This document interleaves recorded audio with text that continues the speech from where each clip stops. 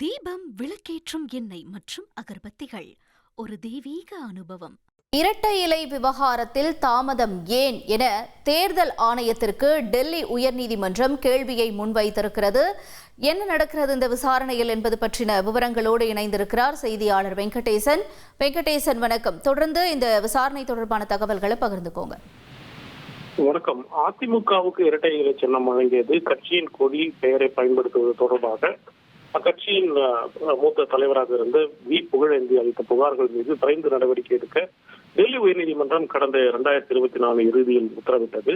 தேர்தல் ஆணையத்திற்கு இந்த உத்தரவை டெல்லி உயர்நீதிமன்றம் பிறப்பித்தும் நடவடிக்கை இல்லை என தெரிவித்து தேர்தல் ஆணையத்திற்கு எதிராக புகழேந்தி சார்பில் தாக்கல் செய்த நீதிமன்ற அவமதிப்பு வழக்கை டெல்லி உயர்நீதிமன்ற நீதிபதி சச்சின் தத்தா விசாரித்தார்.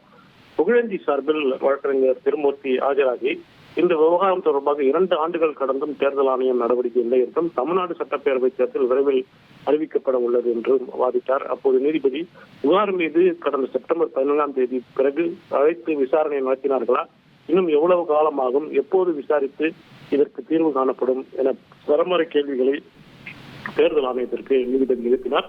எஸ்ஐஆர் நடவடிக்கைகள் இருப்பதால் சரியான காலத்தை தெரிவிக்க முடியாது. இருப்பினும் இந்த விவகாரத்தில் விளக்கம் கேட்டு தெரிவிக்க அவகாசம் தேவை என தேர்தல் ஆணையத்தின் சார்பில் ஆஜரான வழக்கறிஞர் சுர்ச்சி சூரி தெரிவித்ததன் அடிப்படையில் இந்த விவகாரத்தில் விளக்கம் கேட்டு தெரிவிக்கும் வகையில் விசாரணையை வரும் 23ஆம் தேதிக்கு டெல்லி நீதிமன்றம் தள்ளி வைத்துள்ளது.